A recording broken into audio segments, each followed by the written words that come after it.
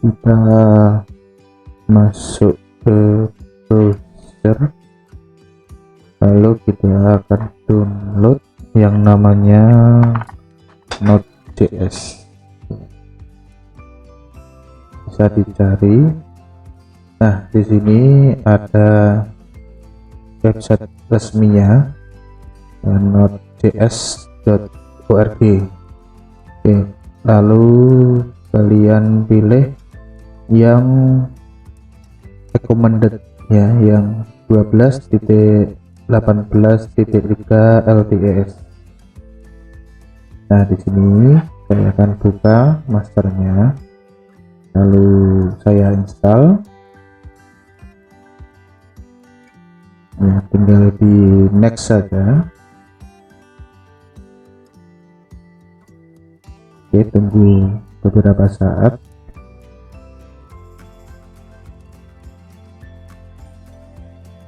Oke, finish. Lalu kita coba buka. Oke, selanjutnya adalah kita coba install Cordova dan juga Ionic-nya ya, di command prompt. Jadi ketikkan command prompt, lalu pilih yang run sebagai administrator ya, atau berjalan sebagai administrator. Nah, otomatis kalau sebagai administrator, maka dia akan mengarah ke C Windows System 32. Dan di sini kita akan menginstal yang namanya Cordova dulu.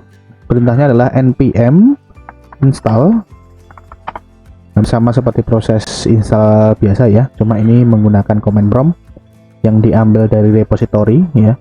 Npm install ng global ya, Cordova. Nah, di sini akan terjadi proses install.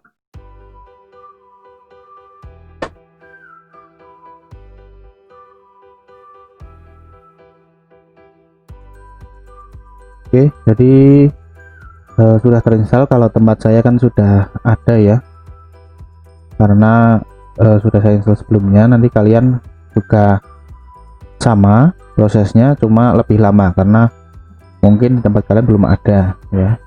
Lalu setelah itu kita coba install yang namanya Ionic-nya ya, tinggal diganti saja di panah atas, lalu Cordova-nya kita ganti dengan Ionic.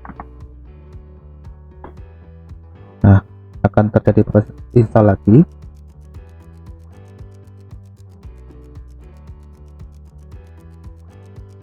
Oke, tempat saya juga sudah ada. Nanti di tempat kalian sama, prosesnya akan mungkin cukup lama ya, tergantung dari koneksi internet. Nah, kalau kita sudah install yang namanya Cordova, Apache ya, Apache Cordova dan juga Ionic-nya, maka kita langsung saja buat projectnya. Misalkan kita ingin simpan di drive E, tinggal diketik drive E. Oke, sudah masuk ke E, lalu kita buat folder kosong yang kita kasih nama project kita ya. Misalkan kita buat namanya adalah mkdir ya, membuat directory baru, lalu isinya platform mobile.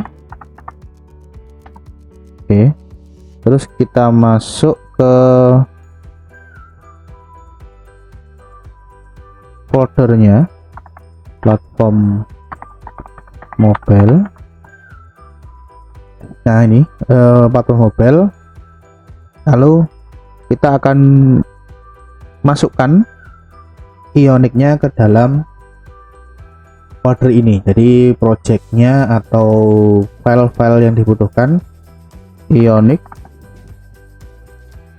start ya, start, lalu nama projectnya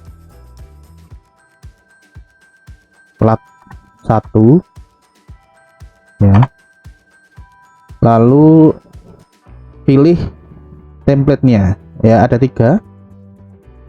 Blank itu yang kosongan, jadi tidak ada komponennya atau masih kosong ya, masih masih kosongan. Lalu ada yang kedua yaitu tabs. Nanti kalau kita buat ini sudah ada komponen tabnya, ada juga yang set menu. Set menu itu berarti sudah ada komponen untuk set menunya. Contoh kita buat yang tabs dulu ya, silahkan nanti kalian coba untuk template yang lain blank ataupun set menu, nanti bisa ditampilkan di browser ataupun di Ionic Lab-nya. Nah, ini saya contohkan untuk tab dulu. Oke, setelah kita enter, maka kita disuruh memilih frameworknya, ada Angular ataupun React ya, pilih salah satu. Kalau saya pakai yang Angular. Nah, di sini dia akan proses untuk memindahkan project Ionic-nya ke folder kita ya, yang sudah kita buat tadi, namanya adalah lat1.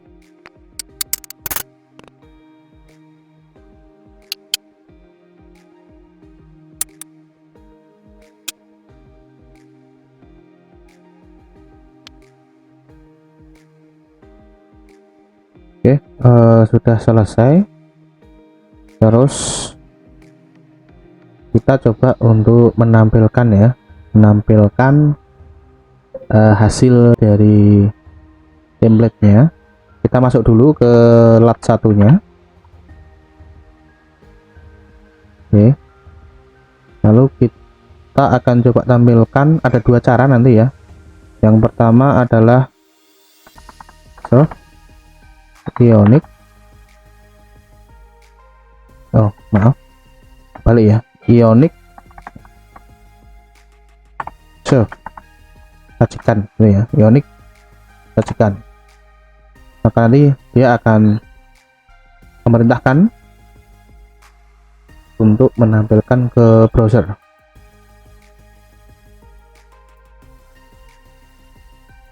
Nah, itu proses compiling. Nah, lalu akan muncul ya.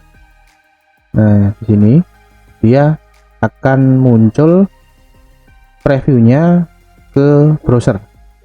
Lalu kalau kita lihat di URL-nya itu localhost port 8100. Ya, ini sudah default dari sana. Ini yang pertama. Untuk yang kedua itu kita tutup dulu ya. Gunakan Ctrl C untuk keluar dari prosesnya ya, Ctrl C, terminate, yes. Cara yang kedua adalah menggunakan lab. Nah, ini lebih bagus karena ada preview tampilan dari platform mobilnya sendiri. Kita coba ya, Ionic Surf spasi script lab.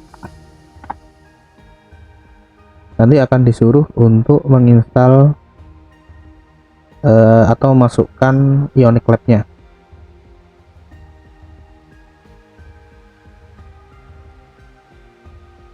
Nah, di sini disuruh untuk menginstal, yes.